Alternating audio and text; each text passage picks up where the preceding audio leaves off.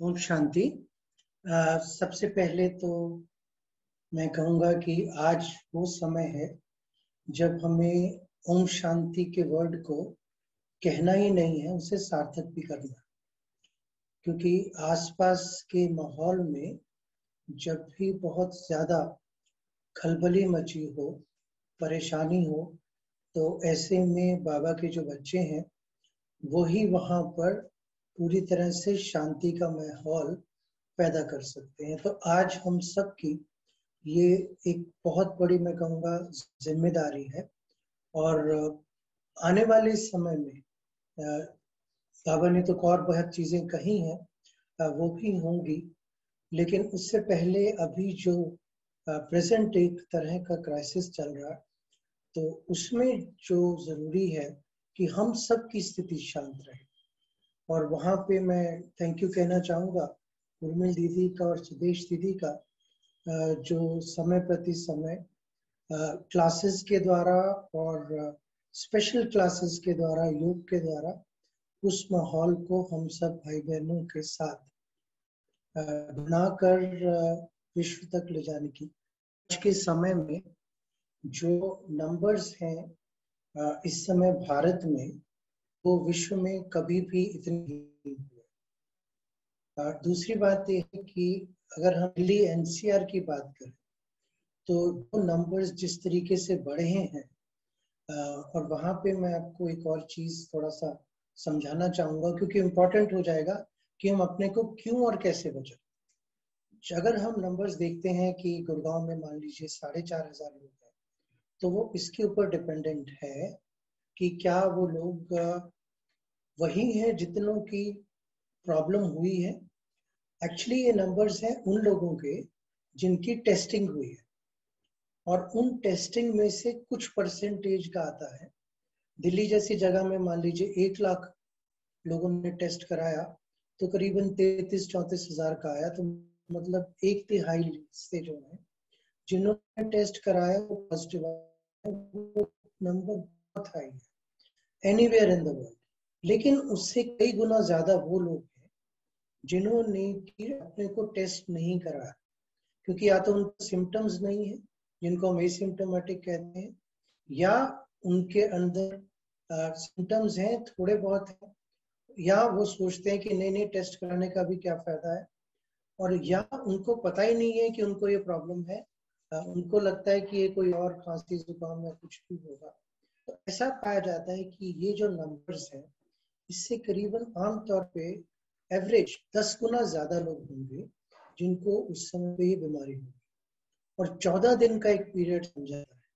तो अगर हर रोज वही नंबर्स बढ़ते जा रहे हैं, दिल्ली जैसी जगह में मान लीजिए अगर आप सोचें कि 2.5 से 3 लाख लोगों को रोज हो रहा है, क्योंकि 30 या 35 हजार का उनको टेस्टिंग में आ रहा है, तो वो हर 14 दिन में अगर उस पीरियड को लें तो 14 से उसको गुना कर। इसलिए आज की डेट में ये क्राइसिस है, क्योंकि अगर उसकी एक परसेंटेज है, मान लीजिए 100 लोगों को हुआ, 100 में से शायद 90 होंगे जो अपने आप ठीक हो जाएंगे समय के साथ साथ, या छोटी मोटी दवाई लेके, या उनकी जो अंदर की रोगों से लड़ने की क्षमता है, जिसको हम इम्यूनिटी कहते हैं, तो वो इम्यूनिटी की वजह से उनके सिम्टम्स थोड़े दिनों में सेटल हो जाते हैं।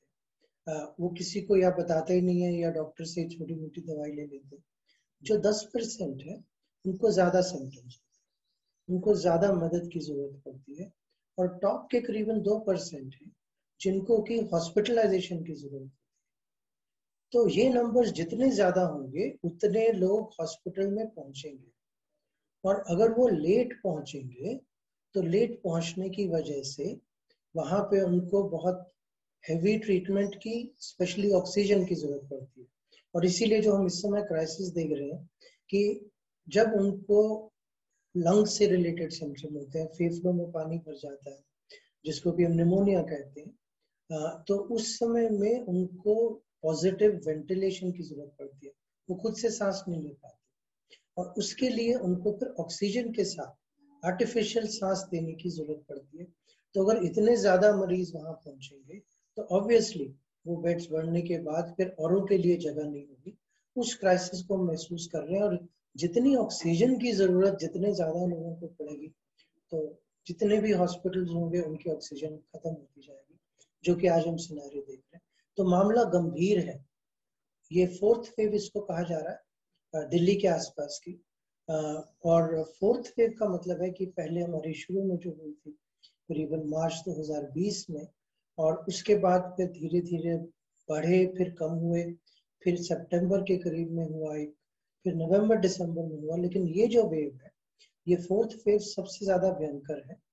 और इतने नंबर्स इसलिए भी बढ़ रहे हैं क्योंकि लोगों ने इस चीज के बारे में सोचना बंद कर दिया था, मास्किंग बंद कर दी थी, सोशल डिस्टेंस खत्म हो गई थी, लोग धड़ल्ले से एक दूसरे के साथ मिलने शुरू हो गए थे। और उन सब कारणों की वजह से ये प्रॉब्लम आई कि अगर किसी को था, साइलेंट था, जिसको हम एसिम्प्टोमेटिक कहते हैं, तो वो भी दूसरों तक फैल गया। जिनको फैला था उन्होंने अपने आप को दूसरों से नहीं बचाया, वो फिर भी वही सब चीजें करते रहे, काम पे जाते रहे, लोगों से मिलते रहे, और उस कारण से एक से दूसरे, दूसरे से तीसरे में फैला।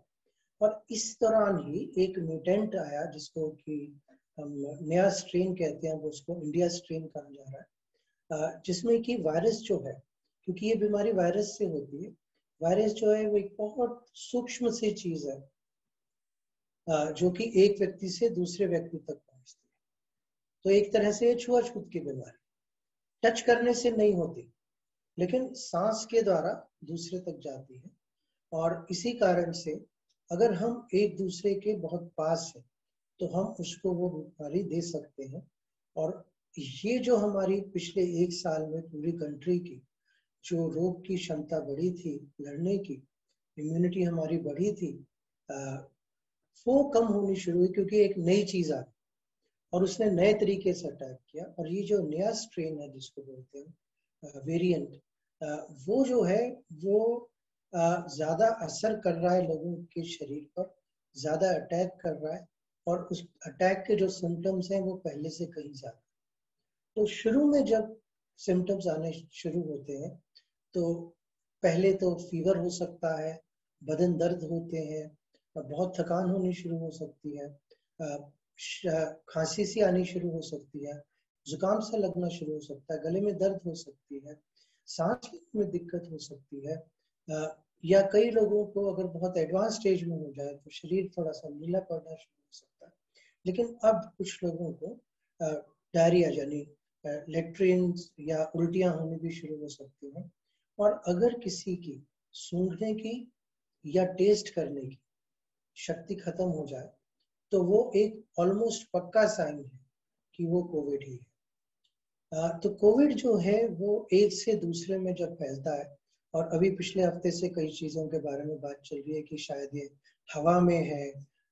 और देखिए, अगर कोई मेरे पास पहुंचा है और मुझे कोविड है और मैं खांसी करता हूँ या छींकता हूँ तो वो बड़े फोर्स से दूसरे व्यक्ति तक जाती है। और इसीलिए कहा गया है कि फिजिकल डिस्टेंसिंग रखें करीबन 6 फुट की। लेकिन अब ये भी पाया जा रहा है कि जो बड़े बड़े हमारे सलाइवा के होते हैं वो तो दूसरों तक पहुंचते ही हैं अगर जोर से हम खांसते हैं या छींकते हैं। लेकिन अगर वो थोड़ी दूर भी है व्यक्ति तो कुछ देर तक वो जो है वो हवा में रहता है। और उसकी वजह से भी अगर दूसरे की इम्यूनिटी कम है, उसको कुछ बीमारियां हैं या वो कुछ दवाइयां ले रहे हैं जिसके बारे में मैं अभी बताता हूँ, तो ऐसी सिचुएशन में भी वो उस व्यक्ति को हो सकता है। लेकिन अगर वो व्यक्ति खुली जगह में है, अगर दूसरों के बीच, एक दूसरे के बीच का डिस्टेंस ज्यादा है, या उस व्यक्ति ने मास्क डाला हुआ है, या जिस जगह में वो है उस जगह की साफ सफाई, चाहे सिर्फ थोड़े से साबुन के साथ कपड़ा लेकर या जो सैनिटाइजर आता है उसके साथ ले, तो उसके दूसरे के होने के चांसेस बेहतर हो जाते हैं। पहले ये आमतौर पे बुजुर्गों में आया था और जिनकी इम्यूनिटी कम मानी जाती है, तो उनमें जब ये सिम्टम्स आते थे तो वो जल्दी उसको संभाल नहीं पाते थे क्योंकि शरीर की जो रोगों से लड़ने की क्षमता है वो कम हो जाती थी।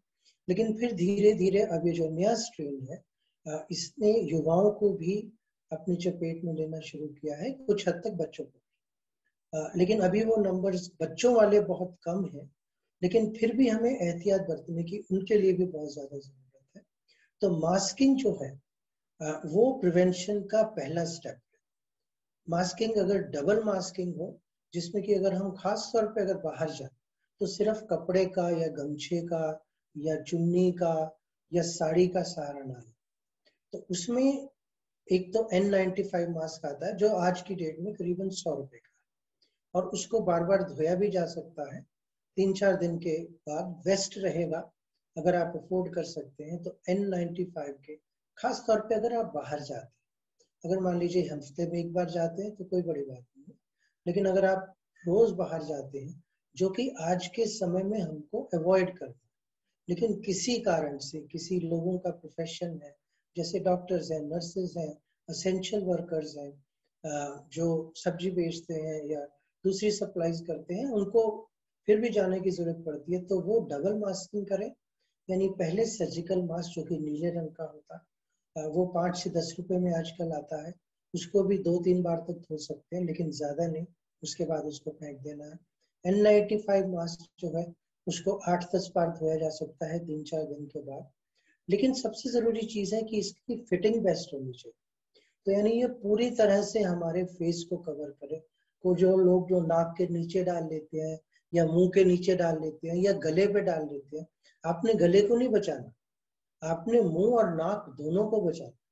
तो नाक के ऊपर तक यहाँ से शुरू होना चाहिए और यहाँ के बीच में और ऊपर के बीच में भी जगह नहीं होनी चाहिए। और जो N95 है ये सर्जिकल है, दोनों में एक वो एक इसको पिंचिंग कहते हैं, वो जो पिंच है वो आता है। ये जो है ये थोड़ा सा कड़ा है, तो उसको ऐसे रख के और उसको ऐसे प्रेस कर ले ताकि यहाँ से हवा ना निकले, और फिर आपके लिए जितना टाइट हो सके उतना टाइट रखें। और ये N95 मास्क है। और ये जो है ये सर्जिकल मास्क है ब्लू रंग का, इसमें भी वो होती है, और इसको भी आप ऐसे पूरा ऊपर से डाल के इसको यहाँ से प्रेस कर ले ताकि ये अच्छी तरीके से आपके मुंह को, आपकी नाक को और नीचे तक पूरा कवर करे। अगर ये ढीला है तो उसको टाइट भी किया जा सकता है, दोनों N95 और सर्जिकल मास्क। कपड़े का मास्क सिर्फ अपने में जो है, आजकल कपड़ों के भी मास्क आते हैं, अगर थिक है तो बेटर है, लेकिन वो भी 40 से 50% ही हमें इम्यूनिटी देता है। लेकिन N95 मास्क जो है और ये जो सर्जिकल है ये भी 40 से 50% इम्यूनिटी देता है। तो अगर आप बाहर जा रहे हैं तो पहले इसको सर्जिकल मास्क को लगाएं, ऊपर से कपड़े का लगा लें तो भी ठीक है। और ज्यादा अगर आपको प्रोटेक्शन चाहिए तो N95 अपने आप में करीबन 90 से 95% प्रोटेक्शन देता है। अगर आप पहले सर्जिकल लगा लें और फिर ऊपर से N95 मास्क लगा लें, इस तरीके से 2 मास्क लगा लें, जिसको हम डबल मास्किंग कहते हैं, तो वो बेस्ट। इसी के साथ साथ हमको ध्यान रखना है कि हम बाहर अनावश्यक रूप से ना जाए। अगर आप बहुत खुली जगह में हैं या आपका घर ऐसी जगह में है जहाँ पे कि खिड़कियां पूरी तरह से खुल सकती हैं, आगे पीछे हवा अच्छी आ सकती है, बेस्ट है।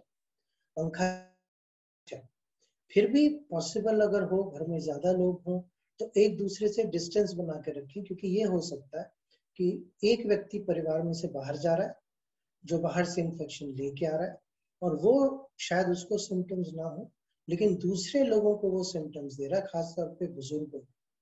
तो ये चीज जरूरी हो जाती है कि अगर आप बाहर गए हैं तो कोशिश करें कि बाहर आते ही गर्म पानी से थोड़ा नहा लें, कुल्ला कर लें, नमक के साथ थोड़ी हल्दी भी उसमें डाल सकते हैं, या भाप ले लें, तो उससे लोकल जो है वो तो बेटर हो जाएंगे, लेकिन अगर शरीर के अंदर चले गए हैं तो उससे फर्क नहीं पड़ेगा। लेकिन अगर हम ये बार बार इस चीज का ध्यान रखते हैं और अपने हाथों को साफ रखते हैं, अगर हाथों को कुछ टच भी हुआ है, अगर हम अपने फेस को टच नहीं करते तो फिर भी खतरा नहीं है, लेकिन आमतौर पे हम में से हर कोई थोड़ा बहुत अपने फेस को टच करता रहता है, तो अपने फेस को टच करने से अपने आप को बचाएं। अगर ऐसा हम कर रहे हैं तो हम सेफ रहेंगे। लेकिन आज की डेट में अगर इतनी ज्यादा केसेस, तो कोई ना कोई अगर घर में आ रहा है, कोई ना कोई अगर बाहर जा रहा है, तो जरूर किसी ना किसी के साथ आपका कांटेक्ट होगा, और अगर आपको किसी तरह की बीमारी है या आपकी रोगों से लड़ने की क्षमता कम है, तो उस वजह में आपके या दूसरे जो आपके घर में है या जिन लोगों के साथ आप मिल रहे हैं, उनके अंदर ये बीमारी आ सकती है। अगर शुरू के सिम्टम्स हैं, पहली चीज जो है, किसी डॉक्टर से चेक कराएं, टेस्ट कराएं, ताकि पता लग जाए कि आप, कई लोग कहते हैं कि अच्छा अगर है तो भी क्या फर्क पड़ता है, सिम्टम्स है, मैं अपने आप को ट्रीट करूंगा। अगर पता लग जाए कि आप पॉजिटिव हैं, तो आपको फिर लगातार 2 हफ्ते तक अपने आप को दूसरों से अलग करना है, जिसको सेल्फ आइसोलेशन है। उसमें आप एक अलग कमरे में, और बिल्कुल ही जगह पॉसिबल नहीं है तो एक अलग सी जगह में आप अकेले रहें, मास्क हमेशा लगा के रखें, आपका खाना पीना जो है वो उसी जगह आपको दिया जाए, और दूसरे लोग जब भी आपके सामने आए, आपके पास आए, तो मास्क लगाएं। लेकिन अगर किसी के घर में पॉसिबिलिटी है एक अलग कमरे में रहने की, तो वो व्यक्ति जो कि पॉजिटिव हुआ है, उसको जरूरी अपने आप को वहां रखना चाहिए, उसका खाना पीना वहीं होना चाहिए, टॉयलेट वहीं हो, या जितनी देर के लिए जाए वो, अगर टॉयलेट बाहर है तो बाहर के जो दूसरे लोग हैं उस जगह से जरूर हट जाए, और जितना हो सके वो अपने आप को खुली हवा में या पंखे वाली जगह में खिड़कियां खोलकर, और अगर वो परिवार के अंदर है तो वो दरवाजा जो है जहाँ पे कि दूसरे परिवार के लोग हैं, वहां पे वो जरूर बंद कर ले। शुरू के 14 दिन जो कि कहा जाता है कि आप अपने आप को आइसोलेशन में रखें, उस दौरान में खाना पीना नॉर्मल रखें, पानी खूब पिए, नींबू पानी बहुत अच्छा है, आंवला बहुत अच्छा है। जो जिंक होता है आजकल, पहले जमाने में कई बर्तन होते थे जिसमें कि पानी उसमें रखा जाता था, अब भी वो मिलते हैं, और वो उसके अंदर पानी रख के जरूर पिए, या जिंक की टैबलेट आती है, विटामिन सी की टैबलेट्स आती हैं, वो लेनी शुरू करें, और डॉक्टरी सलाह जरूर लें। उस दौरान में आपको अगर कोई भी सिम्टम नहीं भी है, तब भी डॉक्टर से चेक कर लें कि इमरजेंसी होने पर क्या दवाइयाँ लेनी है। अगर आपको फीवर है, फीवर यानी बुखार जो है वो 100, 101, 102 भी हो सकता है, तो ऐसी सूरत में आप जरूर उसका चार्टिंग रखें, हर 2-2, 3-3 घंटे के बीच में आप चेक करते रहें। और अगर बहुत तेज बुखार है तो उसके लिए जो दवाइयाँ हैं, आमतौर पे पैरासीटामोल, रोसेंडोलो नाम से दवाइयाँ हैं, ये दी जाती है, लेकिन बेटर है आप डॉक्टरी सलाह के अंदर लें। आजकल जरूरत ये भी नहीं है कि आप डॉक्टर के पास जाएं, आप ऑनलाइन कंसल्टेशन भी कर सकते हैं, और वो आपको देखकर भी ऑनलाइन ही सलाह बता सकते हैं, आपको प्रिस्क्रिप्शन दे सकते हैं। इसी के साथ साथ एक ऑक्सीमीटर आता है, महंगा नहीं है, 600 से 1000 रुपए का है, हर केमिस्ट स्टोर पर मिलता है, जिसमें कि आपके शरीर की ऑक्सीजन लेवल सिर्फ यहाँ पर, सिर्फ उंगली में आप चेक करके पता कर सकते हैं। अगर वो 94% से अधिक है तो आप सेफ हैं, लेकिन अगर वो ड्रॉप कर रही है बात और 88-90 से नीचे जा रही है, तो आप खतरे में हैं। उस दौरान में आपको कोशिश करनी है कि तो बिल्कुल ऐसी जगह जहाँ पे पोल्यूशन ना हो, ऐसी जगह जहाँ पे कि आप खुली सांस ले सकें, या फिर हो सकता है ऑक्सीजन की जरूरत पड़े, तो ब्लड आपको अपने फीवर की और जो ब्लड का ऑक्सीजनेशन लेवल है उसकी जांच करना बहुत जरूरी है। और अगर कोई नए सिम्टम्स आ रहे हैं, और आपने सारा दिन में कितना खाना खाया, कितना पिया, कोशिश करें कि एटलीस्ट 3 लीटर अलग अलग तरह के लिक्विड जरूर लें, पानी जरूर पिए, खाना ज्यादातर जो फ्रेश होता है, फ्रूट्स हैं, सलाद है, उबली सब्जियां हैं, सूप है, जूसेस हैं, वो बेस्ट रहते हैं, उनका सेवन ज्यादा से ज्यादा करें। और आमतौर पे क्राइसिस तब शुरू होता है अगर मान लीजिए आपकी सांस जो है वो बहुत तेज चलनी शुरू हो जाती है, या आपको लगता है कि मेरे को सांस पूरी नहीं आ रही, या ऑक्सीमीटर पे 88 से आपकी कम जा रही है, 88 से 94 जो है वो भी प्रॉब्लमेटिक है, लेकिन 88 से नीचे क्रिटिकल हो जाती है, और 88 तक ही जा रही है और ऊपर नहीं जा रही है तो भी क्रिटिकल है। ऐसे समय में हो सकता है, खास तौर पर बुजुर्गों में, कि उनको जरूरत पड़ जाए कि वो किस तरीके से ऑक्सीजन का अगर प्रबंध हो सके, इसको ऑक्सीमीटर कहते हैं। और सुजाता का थैंक यू, सुजाता मुझे बार बार सप्लाई कर रही है। तो इसको यहाँ से ऑन करते हैं, ये ऐसे आती है और यहाँ पे हर उंगली रखते हैं। बड़ा आसान सी चीज़ है, इंस्ट्रक्शंस है। और जैसे कि मेरे इस समय मैं चेक भी कर रहा हूँ और हम में से कोई भी व्यक्ति चेक कर सकता है। और मेरी जो है वो उसके साथ में पल्स भी आती है और जो पल्स है वो भी चेक की जा सकती है, लेकिन इम्पॉर्टेंट है ऑक्सीमीटर।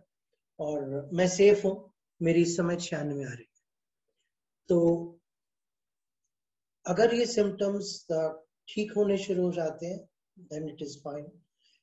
हॉस्पिटल कोशिश करें कि जब तक बहुत जरूरी नहीं है आप ना जाए। एक तो हॉस्पिटल में इस समय बेड्स नहीं, दूसरा वहां पे ऑक्सीजनेशन की बहुत मुश्किल आ रही है। लेकिन अगर जरूरी है, बहुत क्रिटिकल सिम्टम्स हैं या और कोई कॉम्प्लिकेशंस हो रही है, तो ऑब्वियसली जहां भी पॉसिबल हो। और ऐसे समय में ये ना सोचें कि कोई और हॉस्पिटल है जिसमें कि मैं 2 दिन बाद एडमिट हो जाऊंगा। क्रिटिकल है तो आज ही, अभी।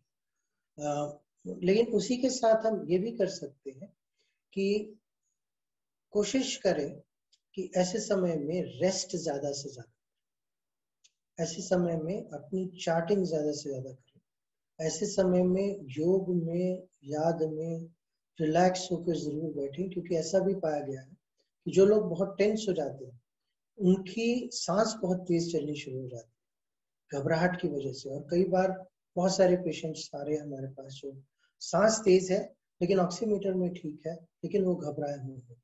तो अगर आप रिलैक्स हैं, स्टेबल है, तो आप अपने आप को भी बचा सकेंगे। और ये जो फॉल्स पॉजिटिव होता है कि लगता है कि सांस जो है वो शायद प्रॉब्लम की वजह से है, लेकिन वो एक्चुअली आपकी घबराहट की वजह से है। तो अगर ये चीजें ठीक चल रही हैं तो आपको कोई परेशानी की बात नहीं है।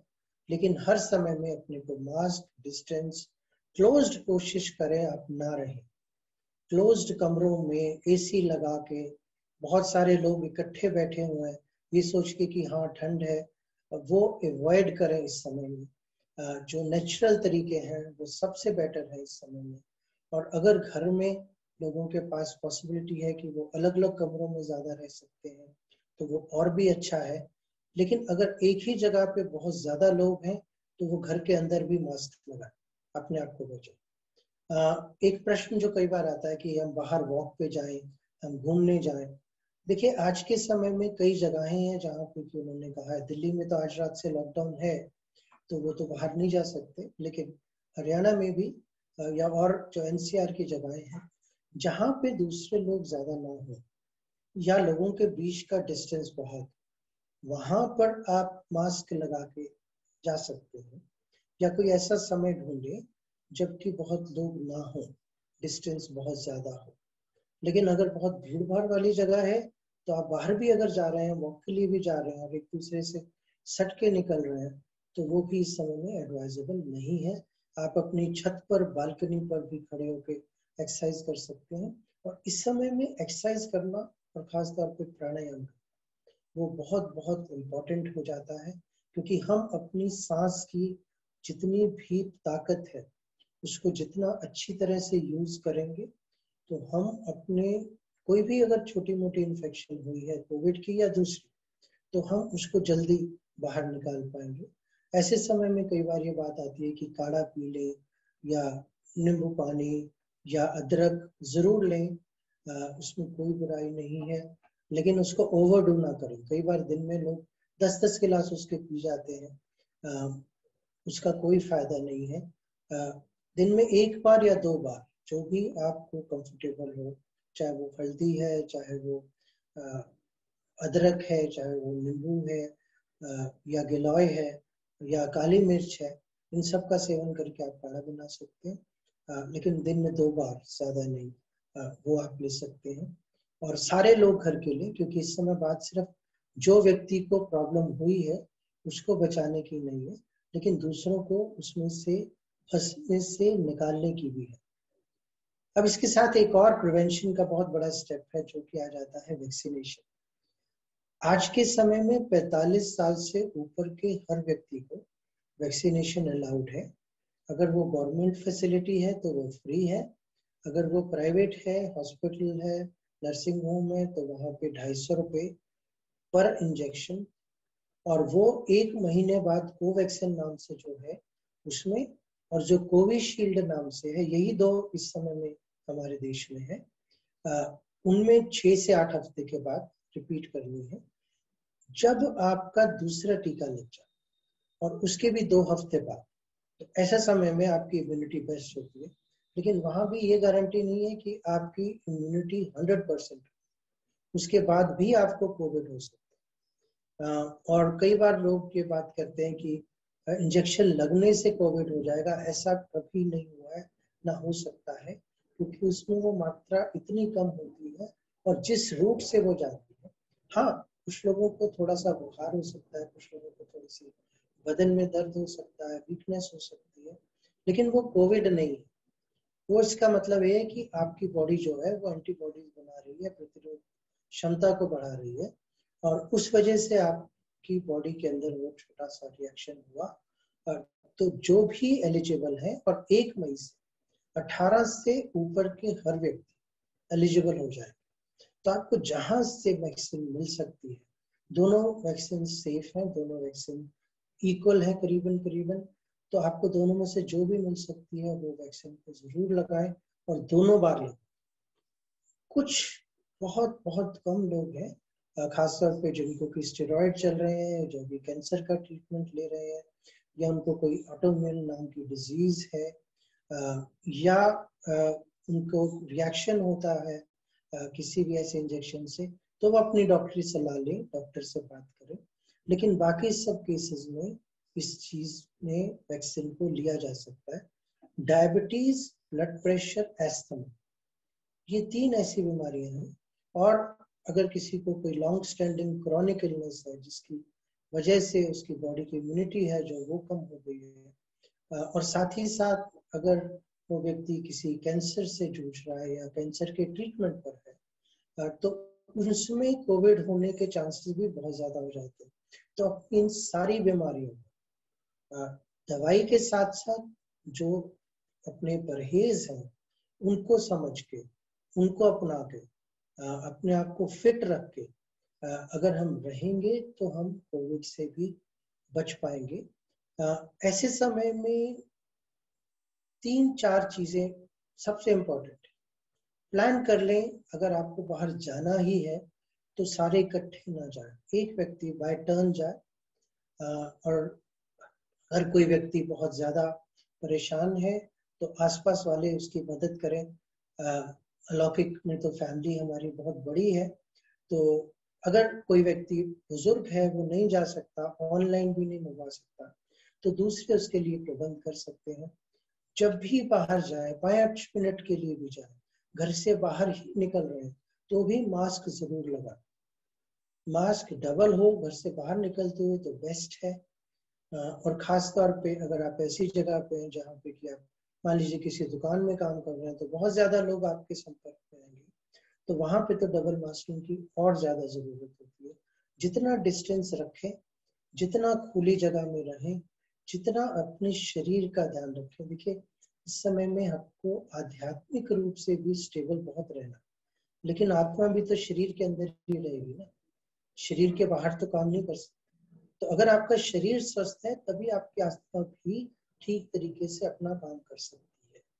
तो ये बहुत जरूरी हो जाता है, और उसके लिए बाबा की श्रीमत जैसी है, और बहुत बहुत मुरलियों में आज जैसे कर्मातीत के बारे में बहुत अच्छी मुरली चली, उसी तरीके से 3-4 ऐसे बेसिक प्रिंसिपल्स हैं साइकोलॉजिकल। वैसे हमने वीडियोस बनाए हैं, 3 वीडियोस ऑलरेडी निकल आ चुके हैं, ये अवेकनिंग पे भी चल रहे हैं, और बीके पालम विहार में मेरे ख्याल से दीदीज या उनको डाल सकते हैं। ये 10-10 मिनट के वीडियोस हैं कि अपने मन को कैसे संतुलित और स्टेबल रखें, खासतौर पे बाबा की जो श्रीमत है उसके हिसाब से।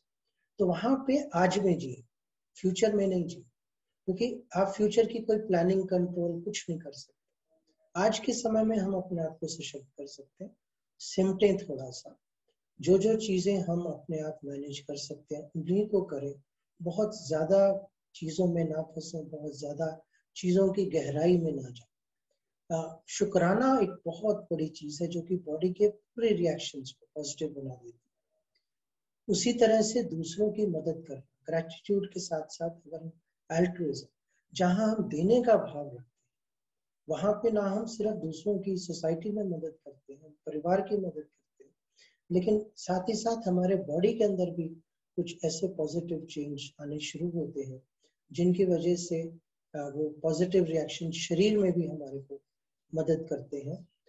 इसी के साथ है कि एक रूटीन जरूर बना के रखें। बहुत सारे लोगों का भी कहना है कि हमारा सोने का, जागने का कोई टाइम नहीं रहा, खाने का कोई टाइम नहीं रहा, क्योंकि जो काम है वो तो सिर्फ घर से ही हो रहा है। आप फिजिकल रूटीन जरूर बना के रखें, आप मेंटल रूटीन जरूर बना के रखें। ऐसा पाया गया है कि वो लोग जिनको की कोविड हुआ है, चाहे माइल्ड हुआ है चाहे मोर सीवियर फॉर्म हुई है, उनमें करीबन 33% को, 1/3 लोगों को एंजाइटी और डिप्रेशन बीमारी के रूप में आ रहा है। और घबराहट, दुश्चिंता, आगे के सोच के परेशानी, डर, और खास तौर पे अगर हम बहुत ज्यादा व्हाट्सएप के वीडियोस देख रहे हैं, आगे फॉरवर्ड कर रहे हैं कि किस तरीके से होता है, वहां पे कितनों की मौत हो गई, या टीवी लगातार दिन में चलता जा रहा है, तो उससे भी हमारी डर जो है वो बहुत ज्यादा बढ़ जाता है। और वहां पे इंफॉर्मेशन ओवरलोड को कम से कम करना बहुत बहुत जरूरी हो जाता है। और कनेक्टेड बनाए रखें अपने आप पॉजिटिव चीजों के लिए, अपने आप को एक दूसरे के साथ जितना हो सके कोशिश करें कि दूसरे लोगों के साथ हम मदद कर सकते हैं, दूसरों की प्रॉब्लम्स को हम सॉल्व कर सकते हैं, तो हम फिर प्रॉब्लम सॉल्विंग मोड में रहेंगे, अपने से सिमट के नहीं रहेंगे। और जितना हम दूसरों के साथ खुल के, देखिए आपको पता नहीं कभी नोटिस किया कि नहीं, जो डॉक्टर आज के समय में जो सबसे डिफिकल्ट प्रोफेशन है वो है डॉक्टर्स का, नर्सेस का, वार्ड बॉयज का, एम्बुलेंस ड्राइवर्स का, जो लोग शमशान में होते हैं उनका। लेकिन फिर भी वो लोग सारा दिन उन्हीं लोगों के साथ डील कर रहे हैं जिनको प्रॉब्लम, उन्हीं लोगों को वो पूरी तरीके से ठीक करने की कोशिश कर रहे हैं। हालांकि प्रिकॉशंस तो उनको डबल लेनी ही पड़ती है, लेकिन फिर भी कोई तो कोई ऐसा समय है ना जबकि वो खाने के लिए, और खाने में भी अगर हम अपने घर में भी कोशिश करें कि थोड़ा सा अलग बैठ के खाएं, या एटलीस्ट उल्टे होके खाएं, एक इस तरफ खा रहा है एक इस तरफ खा रहा है, या अलग अलग टाइम पे खाएं, तो भी क्योंकि खाने के समय में तो मास्क हटाना पड़ता है। तो ये सारी प्रिकॉशंस जब ले रहे हैं हेल्थ केयर वर्कर्स, तो उनकी परसेंटेज अगर आप देखें तो ऐसा नहीं है कि सारे के सारे एक्सपोज हो गए, सारे के सारे कोविड पॉजिटिव। वहां पर जो देने का भाव है, वहां पे जो मदद करने का भाव है, वो कहीं ना कहीं भगवान भी जो है वो उनको प्रोटेक्ट करता है। और वो अगर हम चीजें अपने अंदर भी लानी शुरू करते हैं, तो ये क्यों गलत हो रहा है, कौन सी पार्टी ने क्या किया, क्यों नहीं किया, इन सब से हटकर, ऊपर उठकर हम अपने इस क्राइसिस से बाहर निकल सकते हैं। और आज के समय में प्रॉब्लम है, और मैं डिटेल में नहीं जाना चाहूंगा कि हॉस्पिटल्स की क्या मुश्किलें हैं इस समय। All over the country hospitals धीरे धीरे चरमरा के बिखर से रहे हैं, और यहाँ पे हमारे को जरूरत होती है कि हम अपने को बचा सकें, अपनों को बचा सकें, समाज को बचा सकें, और पूरे के पूरे इंफ्रास्ट्रक्चर को बचा सकें। क्योंकि अगर वो चरमरा गया तो वो लोग जिनको की इमीडिएट क्रिटिकल केयर की जरूरत है वो भी नहीं हो पाए। तो समय की थोड़ी कमी है, इसलिए मैं यहीं पे रुकता हूँ। अगर किसी के कोई प्रश्न है, मोस्ट वेलकम।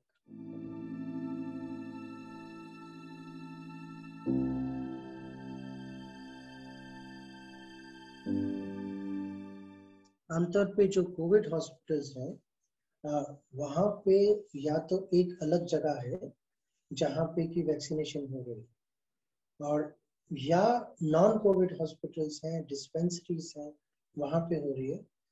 अभी प्रोटोकॉल्स नहीं आए हैं, लेकिन ऐसा लगता है कि वो इनको उन हॉस्पिटल से या ऐसी जगहों से बाहर कम्युनिटी में, जैसे कम्युनिटी सेंटर्स, उनके अंदर भी खोल देने की कोशिश करेंगे ताकि लोग अलग अलग जगह जा सकें। उसी के साथ एक प्रश्न आता है कि जी हमने अगर टेस्ट कराना है, तो हम हॉस्पिटल में नहीं जाना चाहते, ठीक बात है।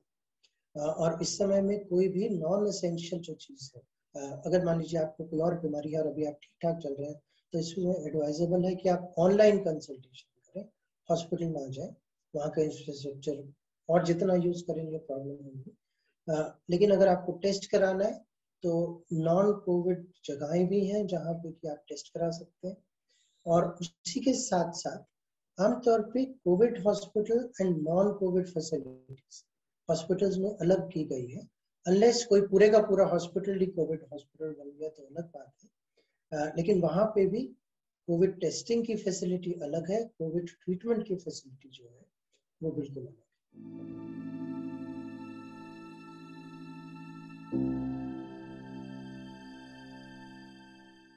कुछ डेटा है जिसके बारे में जिसमें कहा जाता है कि शायद एज अ परसेंटेज ज्यादा सीवियर हो, लेकिन अगर हम कम्युनिटी में देखें और ये जो परसेंटेज की बात होती है, इसमें हम 100 लोगों में लिया, उनमें से कितनों को प्रॉब्लम हुई, कितनों को नहीं हुई, कितनों को ज्यादा सिम्टम हुए। कोई भी सिम्टम आज की डेट में इतना सीवियर नहीं है कि वो मेडिकली मैनेज ना हो सके और घर में ना मैनेज हो सके। तो ज्यादा से ज्यादा फीवर आएगा, वो 2 दिन के लिए 3 दिन के लिए रहेगा और उसके बाद वो ठीक हो जाएगा। हाँ, कई बार लोग ये सोचते हैं कि मैं बड़े इंपॉर्टेंट काम है उस दौरान में जाके वैक्सीनेशन भी करा लूँ। ऐसा शायद बेटर नहीं है। आप वैक्सीनेशन के 2-3 दिन जो है अपने हल्के रखें, जिसमें आप रेस्ट कर सकें, पानी खूब पी सकें, खाना ठीक खा सकें। अगर कोई सिम्टम्स हैं तो आप उनको मैनेज कर सकें। लेकिन आज के समय में ये पक्का नहीं है कि अगर सेकंड किसी व्यक्ति को थोड़े से सिम्टम आए तो सेकंड में भी होंगे कि नहीं। मेरे केस में फर्स्ट में थोड़े से सिम्टम्स थे, लेकिन सेकंड में बिल्कुल नहीं हुआ। तो इसमें कोई पक्का नहीं है कि फर्स्ट में या सेकंड में कैसा होगा, बट जो भी होगा वो कोविड की बीमारी होने से डेफिनेटली बहुत अच्छा होगा।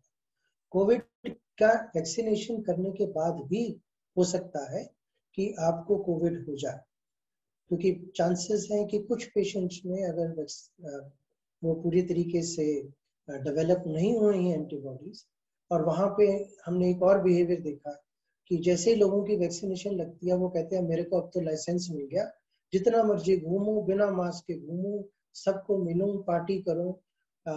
वो सच नहीं है, क्योंकि सेकेंड टाइम भी या फर्स्ट टाइम भी आपको एक बार कोविड पहले हुआ है, सेकेंड टाइम भी हो सकता है, वैक्सीनेशन हुआ है, सेकेंड टाइम भी हो सकता है। हालांकि वैक्सीनेशन के बाद अगर कोविड होता है तो उसकी सिविरिटी बहुत कम होती है, थोड़ी देर के लिए होती है, सिम्टम्स आते हैं निकल जाते हैं। लेकिन अगर उस समय में आप कोविड पॉजिटिव हैं तो आपके द्वारा आपके घर वालों को या दूसरे लोगों को जिनके साथ आप मिल रहे हैं उनको आप इन्फेक्शन दे सकते हैं। तो चाहे कोई भी कंडीशन हो, जो डिस्टेंस की बात है, खुले की बात है, सैनिटाइजेशन की बात है, मास्किंग की बात है, वो चाहे आपको कोविड हो चुका है, चाहे आप वैक्सीनेशन करवा चुके हैं, तब भी आपको पूरी निष्ठा के साथ करना है।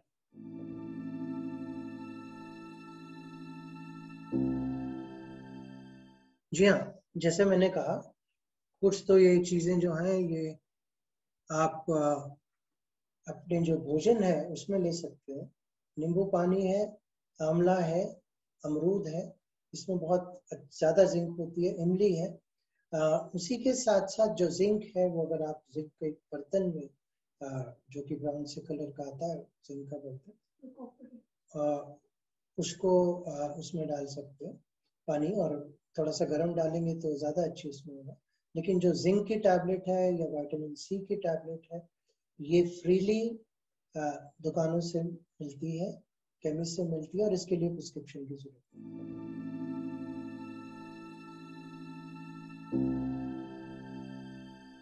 देखिए, अच्छा N95 मास्क जो है ऐसा वाला, ये आमतौर पे N95 भी इसको कहते हैं, इसको KN95 भी कहते हैं, जो चाइना से आता था।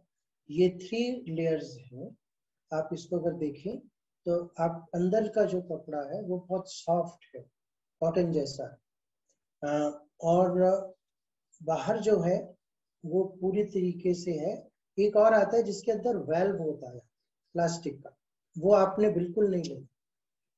वो वेल्व वाला जो है उसके अंदर से हवा आ जा सकती है और वो बिल्कुल ही बेकार है, बल्कि वो धोखा है एक तरीके से अपने और दूसरों के साथ। करीबन 70-80 से लेके 100-125 के बीच के जो मास्क है वो अच्छी क्वालिटी के। कुछ बहुत ब्रांडेड टाइप के भी हैं, कुछ बड़ी बड़ी कंपनियों के भी हैं, उनका कोई स्पेशल बेनिफिट नहीं है। लेकिन आप अगर खरीदने जाएं तो उसमें ट्रिपल लेयर एंड N95 ये अगर आप चेक कर लें तो वो ठीक है। और इसको आप अगर 2 मास्क रखें, एक आपने आज यूज किया, बाद बाहर गए तो दूसरा यूज किया, और हफ्ते बाद बाहर गए तो फिर पहला यूज कर लिया और फिर उसको धो दिया, तो ऐसे ऐसे करके आप महीने तक भी यूज करते हैं। अगर मान लीजिए आप कोई बहुत ही ऐसे व्यक्ति हैं जो रोज ही बाहर जाते हैं, तो मैं कहूँगा 5 मास्क खरीदें, हर दिन का नंबर लगा दें और वो 5 दिन तक अलग अलग यूज करते रहें, और 2 बार यूज करने के बाद उसको धो दें और उसके बाद नंबर के हिसाब से फिर करें। और जो सर्जिकल मास्क है ब्लू वाला, वो तो 5 से 10 रुपए का आता है और उसमें ज्यादा कोई नहीं है, लेकिन सेफेस्ट जो है वो N95 है। हालांकि आज के समय में ये भी कहा गया है कि पिछले साल तो एक्चुअली इसकी बहुत ज्यादा शॉर्टेज हो गई थी N95 की, अभी तो बहुत बने हैं तो उसमें कोई दिक्कत नहीं है। तो आप अगर एक बार खरीद लेते हैं तो उसमें सेफ रहेंगे, आप महीने तक वो चलते हैं।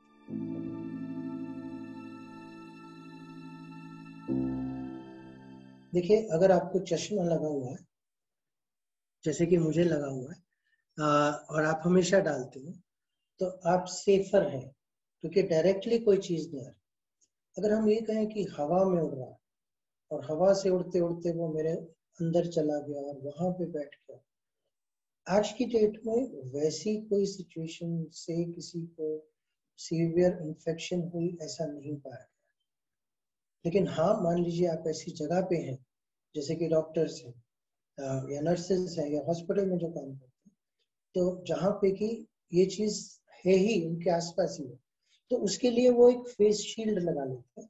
वो जो शील्ड है वो भी करीबन 100 रुपए की आ जाती है। उसमें दिक्कत ये आती है कि कई लोगों को ये लगता है कि वो एक प्लास्टिक की चीज उनको बिल्कुल नोज से समझ लीजिए 3-4 इंच के भी अंदर है, 2 इंच ही है कई बार, तो उसमें कई लोगों को लगता है कि अच्छा मास्क भी लगा हुआ है, शील्ड भी लगी हुई है, तो उसकी वजह से उनको लगता है कि सांस नहीं आ रही। वहां पे मैं क्लियर कर दूं कि अगर आप मास्क डाल रहे हैं या आपने शील्ड लगाई हुई है तो उससे आपकी सांस पे कोई फर्क नहीं पड़ सकता। बोलने में भी आपको कोई फर्क नहीं पड़ सकता, आप मास्क के साथ ठीक तरीके से बोल सकते हैं। तो अगर आपको बहुत ज्यादा डर है उस चीज का, लेकिन चलते फिरते लोगों को या जो नॉर्मल कभी कभार बाहर जाते हैं उनको इसके लिए कोई स्पेशल चीज डालने की जरूरत नहीं है। हाँ, अगर आप चाहें तो वो शील्ड लगा सकते हैं जो कि यहाँ से आती है और वो प्लास्टिक की होती है, उसको धोया भी जा सकता है। अगर खास तौर पे किसी को कोई पहले की बीमारी है जिसको कोमॉर्बिडिटीज बोलते हैं, डायबिटीज है, ब्लड प्रेशर है, एस्थमा है, तो ऐसे लोग कोशिश कर सकते हैं कि अपने आप को बचा कर। दीदी, मैं बस एक चीज की रिक्वेस्ट करना चाहूंगा कि कोई भी हो, चाहे सेंटर में है, चाहे बाबा के ज्ञान में 30 साल से 40 साल से चल रहा है, बाबा ने सेफ्टी के लिए ही ये प्रोसीजर्स बनाए हैं। ये ना सोचे कि मैं तो छत्र छाया में हूँ, मैं सेफ हूँ, मुझे कोरोना नहीं होगा।